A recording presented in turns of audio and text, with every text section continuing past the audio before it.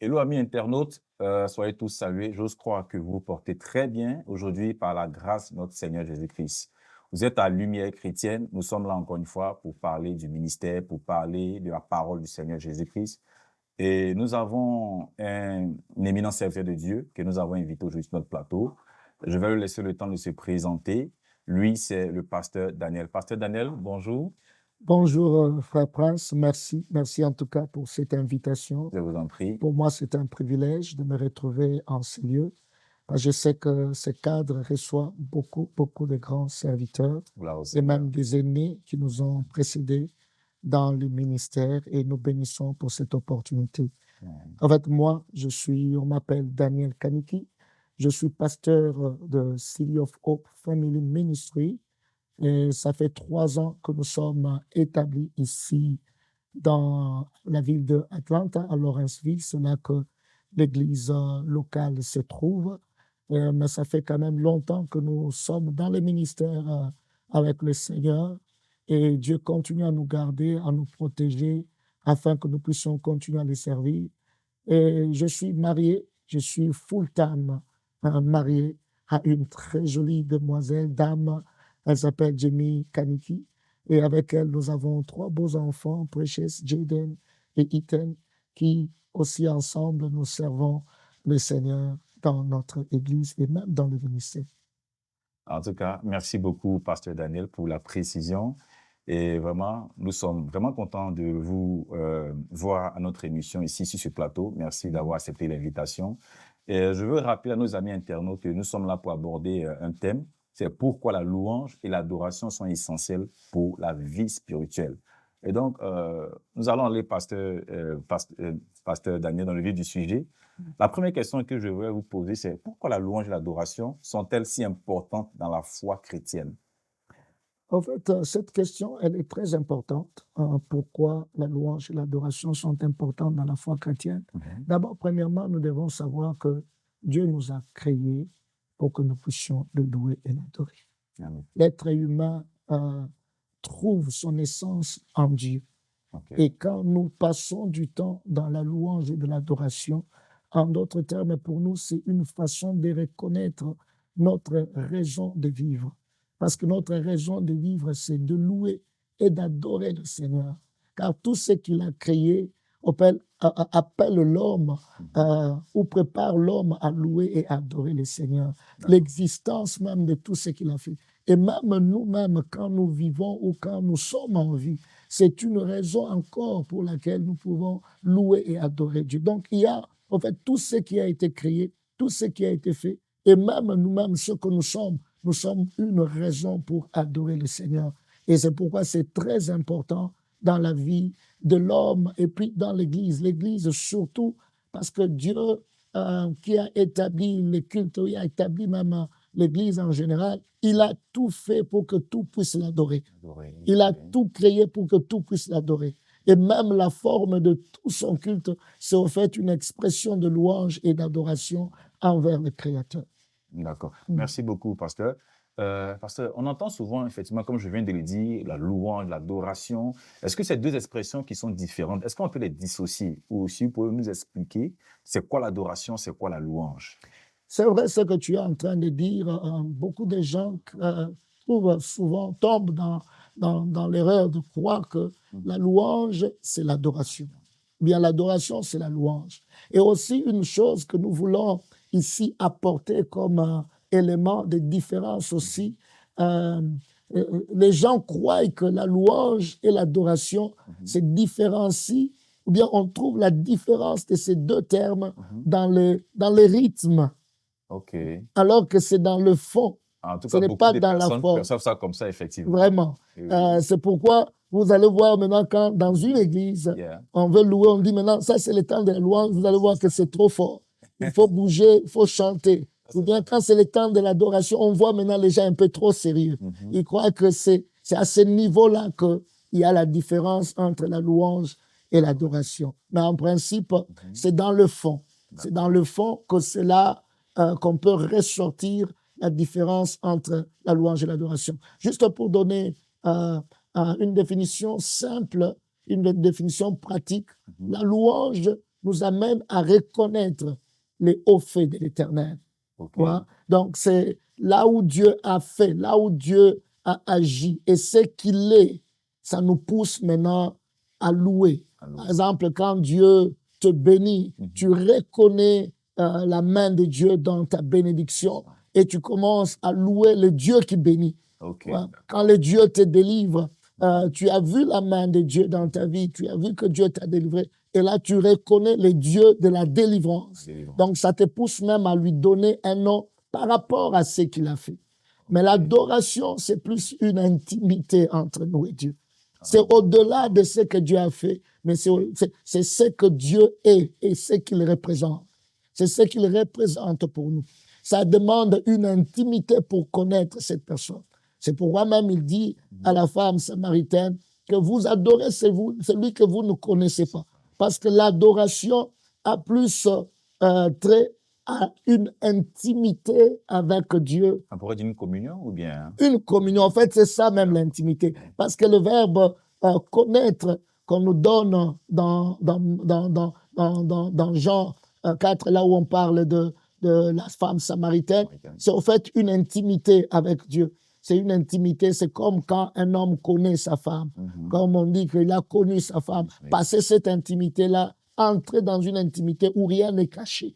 C'est ça, en fait, connaître Dieu.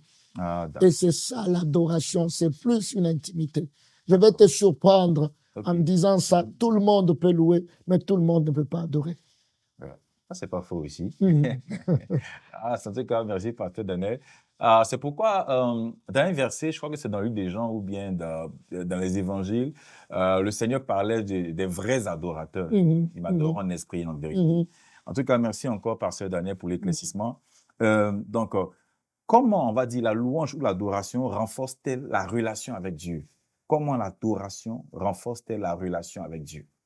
La louange, l'adoration, au fait, l'adoration ou bien même la louange, ça renferme beaucoup d'éléments qui nous poussent à voir la main de Dieu. Ça renferme beaucoup de choses parce que la louange elle-même, par sa composition, je crois que on va arriver à cela, par sa composition, elle a 7 formes, si pas 9 formes de louange qui existent. Et il y a une louange où on lève seulement le main devant Dieu. C'est une forme de louange. Et quand tu te retrouves avec les mains élevées devant Dieu, c'est comme tu t'abandonnais entre les mains du Seigneur. C'est un signe d'abandon. Et quand tu t'abandonnes entre les mains de quelqu'un, en d'autres termes, tu demandes à la personne d'agir à ta place pour dire que je ne peux rien, je ne suis rien. Prends le contrôle et agis pour moi. Alors, imagine-toi qu'une telle forme de louange ne peut qu'attirer la grandeur et la puissance de Dieu pour qu'il vienne intervenir dans ta vie, pour qu'il vienne agir dans ta vie. Parce que là, à ce niveau-là, tu t'es abandonné à Dieu. Tu dis que moi, je ne peux rien et agis maintenant. Et on a vu cela, les enfants d'Israël, ils se retrouvent devant eux, il y avait la mer Rouge. Et derrière eux, les Égyptiens étaient en train de venir. Ils étaient dans une situation où ils ne pouvaient rien faire. Et Dieu leur a dit, avancez seulement. Donc, ils se sont abandonnés. Et là où ils étaient en train de partir, il n'y a que Dieu qui peut agir. Et c'est une forme de louange quand tu t'abandonnes à Dieu. Et ça active la puissance et la force de Dieu. Et dans une église, quand vous passez aussi du temps dans la louange et dans l'adoration, vous attirez la puissance de Dieu afin qu'il se manifeste. Parce que là, vous reconnaissez Dieu dans sa grandeur, dans sa puissance, et il se manifeste comme vous l'attendez. Ah, d'accord. OK, on comprend mieux, pasteur. Avant de parler, poursuivre, j'aimerais rappeler à tous ceux-là qui nous découvrent pour la première fois ou nos abonnés de pouvoir partager, de pouvoir aimer la page et de vous abonner pour plus de vidéos. En tout cas, merci encore, Pasteur Daniel. Pasteur Daniel, l'adoration peut-elle transformer la vie quotidienne, la vie de quelqu'un? Oui, c'est une forme, comme je dis, profonde d'intimité avec Dieu. Vous savez, quand tu passes le temps avec quelqu'un, dans la vie normale, quand tu passes le temps avec quelqu'un, tu commences à comprendre comment cette personne-là parle, Powerful. comment cette personne-là agit, comment la personne pense. Tu vois, un enfant dans la maison, il connaît son père mieux que quiconque. Pourquoi? Parce qu'il passe du temps Tout le temps. avec son père chaque jour, chaque moment. Il sait même les expressions faciales de son père. C'est-à-dire que quand le papa change son visage, l'enfant connaît que sa papa, il veut que je puisse travailler. Il veut que je puisse étudier. Non, là maintenant, il est fâché. Il va me taper. Tu vois? Et ça se passe dans l'adoration, cette intimité-là. Alors, quand tu passes du temps avec quelqu'un, tu commences à le connaître davantage. Tu sais même le ton, quand il élève le ton, ce qu'il veut dire. Quand il baisse le ton, ce qu'il veut dire. Alors, l'adoration nous amène à passer du temps avec Dieu afin de le connaître encore davantage. Et quand tu connais la personne, tu sais ce qu'il attend de toi. Et ça va te changer. Ça va te transformer toi-même. Moïse a passé du temps à la montagne avec Dieu pendant beaucoup de temps. La Bible dit que quand il descendait, son visage rayonnait. Son visage rayonnait. Pourquoi? Il a passé beaucoup de temps dans la présence de Dieu. La présence de Dieu l'a affecté.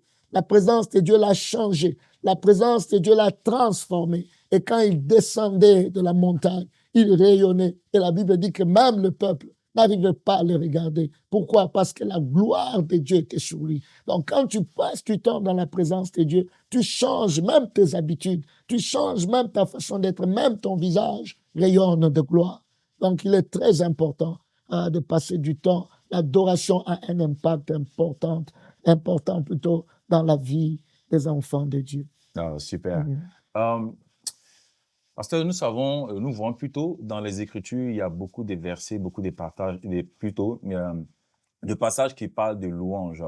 Donc, ça dit que pourquoi Dieu demande-t-il la louange? Alors, nous allons lire quand même les textes puisque tu as soulevé quelques textes. Et le premier que nous pouvons lire, allons d'abord dans le psaume 100. Le psaume 100, nous allons lire le psaume 100, le verset, on peut seulement lire le verset 4. D'accord, ça. La Bible dit, entrez dans ses portes avec des louanges, dans ses parvis avec des cantiques, célébrez-le, bénissez son nom. Donc ça, ici, Dieu déjà est en train de nous demander, pour entrer dans sa présence, ne venez pas comme les gens viennent impréparés, comme les gens viennent en désordre. Par habitude, non, par négligence. Ce n'est pas comme ça qu'on part dans la présence de Dieu, pour ne pas parler de l'Église seulement. Parce qu'aujourd'hui, nous avons des églises, mais tu peux avoir un culte. D'ailleurs, un culte doit être d'abord personnel avant de le vivre dans l'Église. Tu dois d'abord avoir, donc je crois que quand nous allons encore évoluer, on parlera de ça.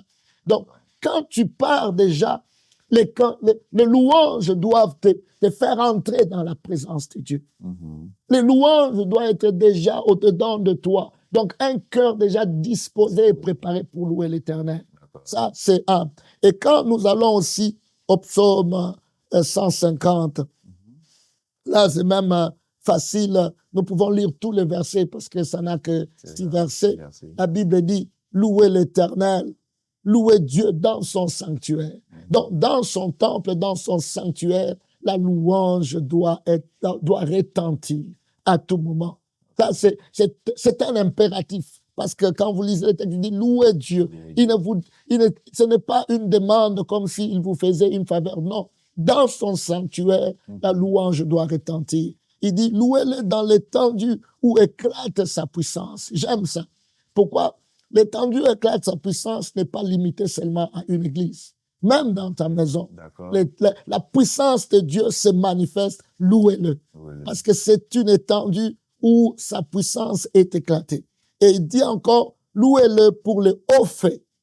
Ah là, tu revois même, tu reviens même à ce que j'avais dit, la définition. Oui. Donc, à cause de ce qu'il a fait, tu ne peux pas rester silencieux, mon frère. Tu ne peux pas rester calme. Beaucoup de gens aujourd'hui ne savent plus témoigner. Beaucoup de gens ne savent plus dire ce que Dieu a accompli. Le témoignage, ici, j'aimerais même dire, ça fait partie de la louange. Ça fait partie de la louange parce que tu reconnais que ce qui m'est arrivé, ce que je fais, ce n'est pas moi, c'est Dieu. Alors tu viens le louer. Il dit, louez-le pour ses bienfaits, ses hauts faits. Il dit, louez-le selon l'immensité de sa grandeur. Oh, Dieu est grand.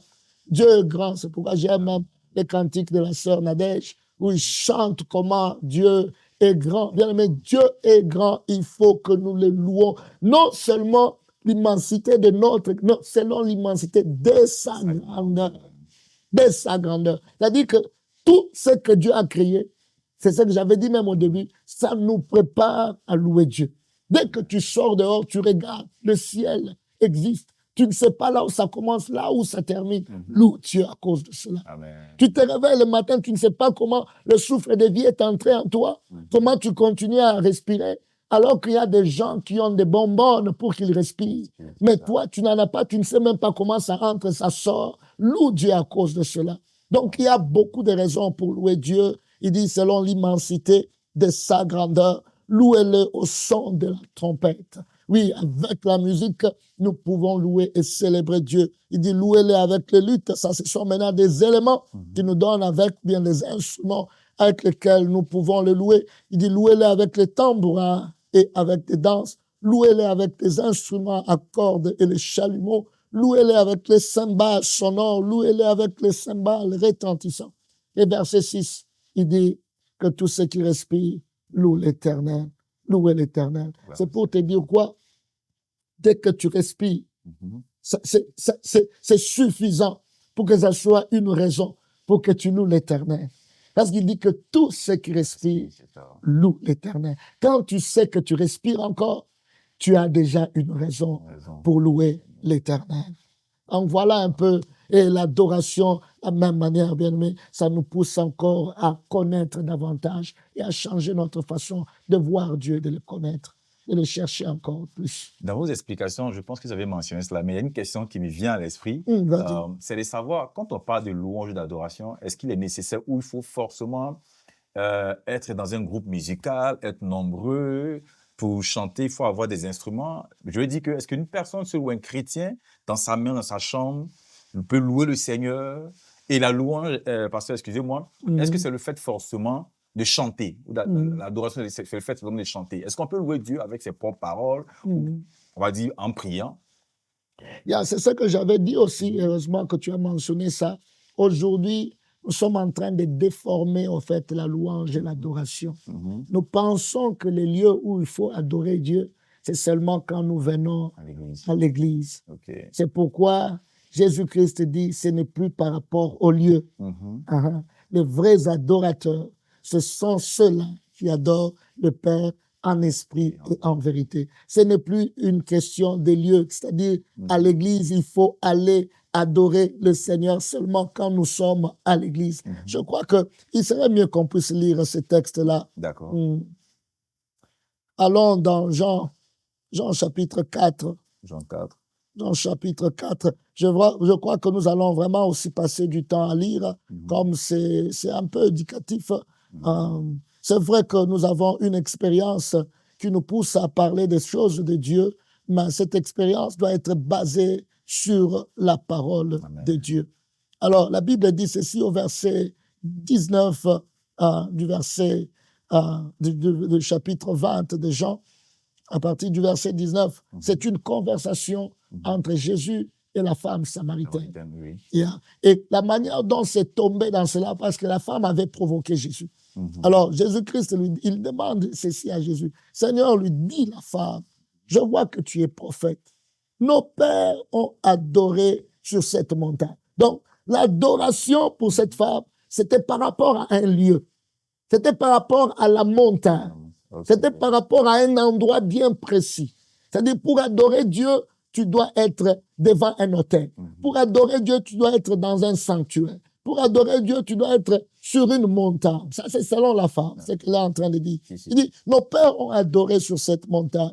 Et vous dites, vous, que le lieu où il faut adorer est à Jérusalem. Oui, là aussi, il faut voir que les enfants d'Israël, chaque fois qu'ils avaient de grandes fêtes, ils allaient à Jérusalem pour adorer Dieu. Donc même eux aussi, c'était par rapport à un lieu, c'était par rapport à un endroit bien précis où il fallait toujours aller et adorer. Mais écoutez maintenant la manière dont Jésus-Christ a changé les choses. Il dit, femme, lui dit Jésus, crois-moi, l'heure vient où ce ne sera ni sur cette montagne, ni à Jérusalem. Donc, il est en train déjà de détruire cette façon-là de voir les choses. Que pour adorer Dieu, tu dois être soit sur une montagne ou soit à Jérusalem. C'est pourquoi, vous voyez, il y a certaines personnes qui sont toujours restées dans ça. Ils partent de pèlerinage. Pour les musulmans, ils partent à Mecque pour aller adorer leur Dieu. Et les chrétiens, certains juifs, il faut aller à Jérusalem pour adorer leur Dieu. Mais Christ est en train de briser, de détruire cette doctrine, cette façon de voir les choses. Il apporte un nouveau élément. Il dit, j'aimerais même dire, il apporte un changement. Pas un nouveau élément qu'il ajoute, mais un changement de voir la manière d'adorer Dieu. Il dit, ça ne sera ni sur la montagne, ni à Jérusalem que vous adorerez le Père. Vous adorez ce que vous ne connaissez pas. Nous adorons ce que nous connaissons. Ce verset 22 ici, ça introduit l'adoration au niveau de l'intimité, mon frère. Donc, pour adorer Dieu, tu dois le connaître. C'est pourquoi j'ai dit au début, tout le monde peut louer parce que tout le monde respire. Mais ce n'est pas appelé à tout le monde d'adorer parce que tout le monde ne connaît pas le Seigneur. L'adoration, c'est question d'intimité et d'une connaissance de la personne là que vous adorez. Il dit, vous ne connaissez pas, nous adorons ce que nous connaissons. Pourquoi? Car le salut vient des Juifs. Et le verset 23, c'est ce qui fait maintenant tout parce qu'il avait dit l'heure viendra. Mais ici, il dit, mais l'heure vient et elle est déjà venue. Donc, pour dire que ce qui se faisait avant, c'est maintenant passé.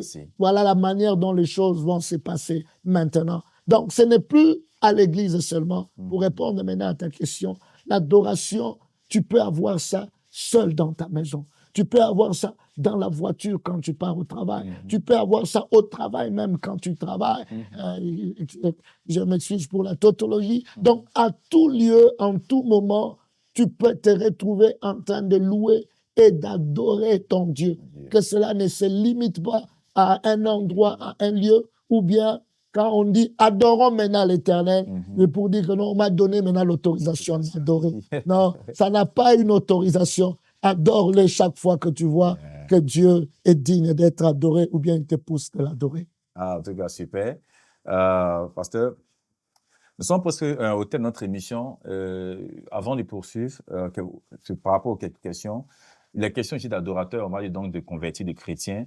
Et est-ce que si vous avez un mot à dire à ces personnes-là qui nous suivent, qui ne sont pas encore en Christ, si vous avez un appel à leur faire, qu'est-ce que vous pourrez dire? Oh, bien-aimé, j'ai un bon message pour vous. C'est qu'il n'y a pas de vie en dehors de Christ. Amen. Il n'y a pas de vie en dehors de Christ. Nous sommes là, bien-aimés, parce qu'un jour, il a décidé de nous ramener vers lui, de nous racheter, et afin que nous puissions le servir. Bien-aimé, je te prie de regarder ta vie et de considérer tes voies, de rentrer vers le Seigneur et d'accepter Jésus-Christ comme Seigneur et Sauveur. Et c'est à ce niveau-là que tu pourras donner ta vie. Bien-aimé, quand tu es lié, quand tu es encore dans les chaînes, tu ne peux pas rendre un culte à Dieu. Le seul moyen où tu peux louer et adorer, c'est quand tu sors des liens, quand tu sors de la vie que tu es en train de mener, quand tu abandonnes le péché, où tu peux adorer maintenant ton Dieu et lui rendre un culte qui sera digne. Alors je t'en prie, si tu n'as pas encore donné ta vie au Seigneur, donne ta vie au Seigneur. Le lendemain, on ne connaît pas. C'est Dieu seul qui a la vie. C'est Dieu seul qui conduit, qui est maître des temps et des circonstances. Alors, si tu n'as jamais donné ta vie au Seigneur, voici une opportunité pour que tu donnes ta vie au Seigneur et que tu l'acceptes comme Seigneur et Sauveur et que tu lui donnes la direction de ta vie et qu'il puisse conduire ta vie comme jamais avant. Et c'est le seul moyen où tu vas avoir une liberté pour le louer et l'adorer. Donne ta vie au Seigneur, il est encore temps. N'attends pas demain, c'est aujourd'hui le jour de ton salut et c'est maintenant le moment de ton salut. Au nom de Jésus. Amen, amen. Merci beaucoup, pasteur. Parce que j'ai envie de savoir comment la louange influence-t-elle l'atmosphère spirituelle d'une église? Comment la louange influence-t-elle l'atmosphère spirituelle d'une église? La louange attire Dieu. Okay. Parce que la Bible dit que Dieu siège dans la louange de son peuple. Et je vais te donner un exemple. Un magistrat quand il vient siéger dans un cours, dans un tribunal, il vient pour faire des arrêts, il vient pour prendre un jugement. D'accord. Alors, c'est la même pensée quand on dit que Dieu vient siéger. En fait, le mot siéger là, c'est comme un juge qui vient siéger dans un tribunal. Et nous avons un juge suprême qui est notre Dieu.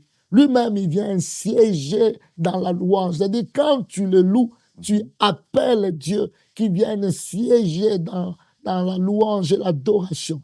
Et maintenant, Dieu, quand il vient, parce que je voulais dire une telle personne, Dieu n'est pas une personne. Quand il vient siéger, il vient aussi pour arrêter tout ce qui est arrêté. Il vient pour entrer dans ton problème, comme on dit en lingala, il vient pour donner un jugement à ton problème. Et ce qui est bien, il vient donner un jugement en ta faveur. Okay. Alléluia. Donc, quand nous louons Dieu, il vient pour siéger, il vient lui-même dans notre louange pour habiter parmi nous et commencer maintenant à prendre les problèmes de chacun. Oui, quel est ton problème? Il saisit ton problème et il prend un jugement à ton problème. Il prend le problème de l'autre, il prend un jugement. C'est pourquoi quand tu le loues, loue-le par rapport à sa grandeur, loue-le par rapport à ce qu'il est capable de faire. Et il viendra par rapport aussi à ce que tu lui demandes de faire. Regarde Abraham, son enfant lui a demandé, « Père, je vois le feu, je vois le bois, je vois tout ce qu'il faut pour faire le sacrifice, mais je ne vois pas le sacrifice humain. » Et écoute ce qu'Abraham dit, « À la montagne de l'Éternel, il sera pourvu. » Donc, il reconnaît ce Dieu-là comme étant le pourvoyeur. C'était une grande louange qu'Abraham était en train d'élever. Et c'est cette louange qui a provoqué maintenant la provision même. C'est cette louange qui a provoqué. Il reconnaît que Dieu, il est capable de pouvoir dans les néants. Il est capable de donner dans les néants. Là où il n'y a rien, là où il n'existait rien, Dieu peut appeler à l'existence des choses qui n'existaient pas. Alors quand il a dit cela, ils ont continué leur route. Et au moment où il voulait tuer son fils, Dieu lui dira, arrête et regarde à côté. Et il a vu le bélier qu'il fallait maintenant offrir. Donc la louange permet Dieu de se manifester. Et la manière dont tu le loues, il se manifeste aussi au-delà même de ce que toi tu dis. Parce qu'il n'est pas limité par nos paroles. Il est tellement grand que nos paroles ne peuvent même pas les contenir. Ah, d'accord. D'accord, merci. Merci beaucoup, pasteur. Une énième question, pasteur. J'aimerais savoir comment développer une habitude de louange et d'adoration personnelle. Il faut seulement créer l'atmosphère. D'accord. Il faut commencer à créer cette atmosphère toi-même dans ta vie. Avoir d'abord une discipline en ce qui concerne la louange et l'adoration. N'attends pas qu'on siffle pour que tu commences à louer et adorer. N'attends pas que tu sois seulement à l'église pour commencer à louer et adorer. Tu dois d'abord avoir ça comme étant une discipline. Que le moment soit favorable ou pas, comme la Bible dit, prie, mais moi j'aimerais même ajouter loue et adore. Que le moment soit favorable ou pas, adore ton Dieu. Passe ton temps à le louer et à l'adorer. Ça n'a rien à voir à un endroit, oh non, je n'ai pas pu le faire parce qu'il y avait du bruit à côté. Non, c'est parce que j'étais en train de travailler. Non, entre même en esprit, commence à adorer. Entre même en esprit, commence même à louer ton Dieu. Adore ton Dieu, que le temps soit favorable. Donc, crée une discipline de soi. Tu te dis que non, je ne peux pas passer une journée sans pour autant adorer mon Dieu. Je ne peux pas passer une heure sans pour autant adorer mon Seigneur. Et ça va créer une discipline en toi. Si tu n'as pas encore l'habitude de le faire, il y a des cantiques qui peuvent même créer l'environnement, créer l'atmosphère pour toi. Parce qu'il y a de ces gens-là qui ont du mal à entrer dans leur adoration. Ils ont besoin, comme une voiture, un peu de chauffage. Un peu qu'on les chauffe un peu et après maintenant ça prend l'élan. Alors si tu es dans ce cas-là, tu peux mettre la musique que tu aimes beaucoup, la musique chrétienne bien sûr. Tu le mets, une musique que tu aimes et tu peux passer du temps à adorer le Seigneur, à le célébrer. Et tu vas créer ton environnement toi-même. Tu vas créer l'atmosphère toi-même. C'est pourquoi moi, j'ai je m'oppose à ce que souvent les gens disent. Ah, aujourd'hui, on n'a pas vraiment bien adoré à l'église. Aujourd'hui, on n'a pas bien adoré. Parce que les cantiques là qu'on avait donnés, non, ça n'a pas trait aux cantiques, bien que c'est important. Parce que l'atmosphère de la louange et adoration, tu dois d'abord toi-même commencer à les crier. C'est pourquoi la Bible dit entrez dans ces portes. Déjà dans les portes, entre avec de louange. N'attends pas les autres. Commence d'abord. N'attends pas la musique. Commence d'abord. C'est pourquoi j'aime l'église primitive. Et même chez nous, en Afrique, quand l'église a commencé, avant qu'il y ait des synthés, avant qu'il y ait tout ça, on allait avec les mains, on avait avec les tam-tams, célébrer Dieu, louer Dieu, sans connaître des instruments. Maintenant, on va attendre que le keyboard commence. Donc, ça devient un peu compliqué. Mais Dieu n'est pas dans toutes ces choses. Loue Dieu, ça commence dans le cœur. Ça commence dans ton cœur. Dispose ton cœur et loue ton Seigneur. D'accord. Yeah. En tout cas, pasteur Daniel, je ne sais pas si vous avez répondu à cette question. Hein. Nous avons fini, mais elle m'est revenue encore. Est-ce que adorer ou louer, c'est forcément chanter? Non, non. Ce n'est pas forcément chanter. Je crois que quand nous allons entrer en détail, je vais vous donner les 7 ou les 9 formes de louange. Tu vas comprendre que juste lever tes mains dans la présence de Dieu, c'est une forme de louange. Danser dans la présence de Dieu, c'est une forme de louange. Donc, c'est un peu ça. Ce n'est pas forcément quand la musique chante les paroles. La Bible dit des paroles pleines de charme bouillonnent dans mon cœur. Ce n'était pas un cantique, mais c'était juste des paroles qui bouillonnaient dans mon cœur. Et il a commencé à célébrer son Dieu. Donc, sans musique, tu peux toujours adorer. Et c'est possible de l'adorer sans qu'il y ait la musique. Les paroles doivent sortir parce que ça n'a rien à voir. La musique, c'est juste un support, si je peux le dire. Un support qui vient appuyer les paroles que tu as. Les paroles que tu as déjà pour adorer Dieu. Donc, sans la musique, nous pouvons toujours célébrer, louer et adorer notre Seigneur. Merci encore, pasteur Daniel. En tout cas, moi, j'ai été béni, édifié. Que Dieu soit loué. En tout cas, nous rendons vraiment grâce au Seigneur et nous donnons encore gloire. Et comme je disais, nous sommes à la fin de notre émission. Vraiment, abonnez-vous massivement et puis partagez, relayez cette émission pour bénir aussi d'autres personnes. Merci beaucoup, pasteur Daniel, pour votre présence. Je vous en prie, c'est à moi de vous remercier. En tout cas, soyez tous salués encore, portez-vous bien et puis voilà, bon week-end à vous. Que Dieu vous garde. Merci beaucoup.